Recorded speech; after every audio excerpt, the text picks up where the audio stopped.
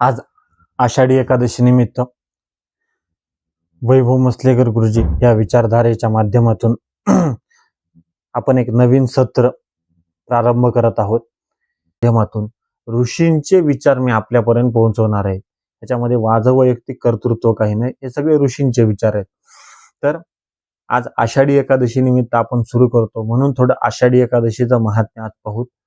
आषाढी एकादशीला देवशयनी एकादशी किंवा जुन्या पंचांगामध्ये कुठं पाहिलं तर हरिशयनी एकादशी असं सुद्धा म्हणलं.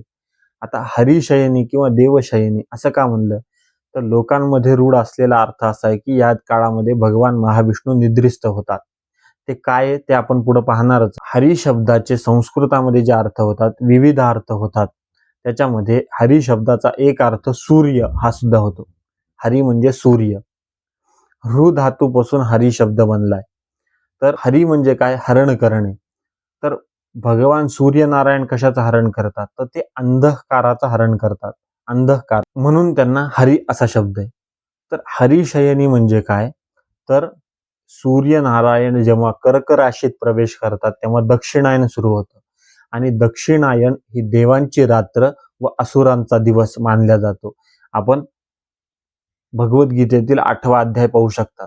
तर ह्या काळामध्ये इतर मानापेक्षा सूर्य पृथ्वीपासून थोड्या थोड्या अंशाने दूर जायला सुरुवात होते आणि त्यामुळं पृथ्वीवर जीवांना अपेक्षित आहे तेवढा सूर्यप्रकाश मिळू शकत नाही.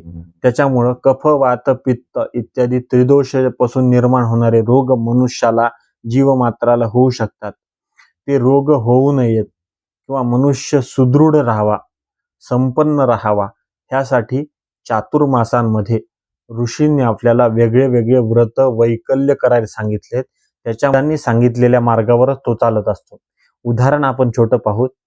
सत्यम वदा हे वेदामध्ये एक वचन आलंय.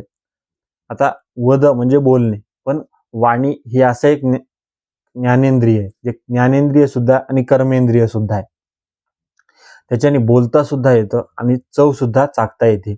असं ज्ञानेंद्रिय आणि कर्मेंद्रिय म्हणजे सत्यम वद म्हणजे सत्य बोल सुद्धा आणि सत्याने वाग सुद्धा, म्हणजे कर्म सुद्धा कर आणि त्याचं ज्ञान सुद्धा ठेव सत्याचं. एखादा प्रख्यात डाकू आहे किंवा चोर आहे, सर्व समाजासमोर सगळ्या जगासोबत जरी तो असत्याचा व्यवहार करत असला, असत्य बोलत असला किंवा त्याचं वर्तणूक असत्याचं असलं तरी त्याच्या समूहामधल्या लोकांनी त्याच्यासोबत तसा व्यवहार करणं त्याला अपेक्षित नसतं.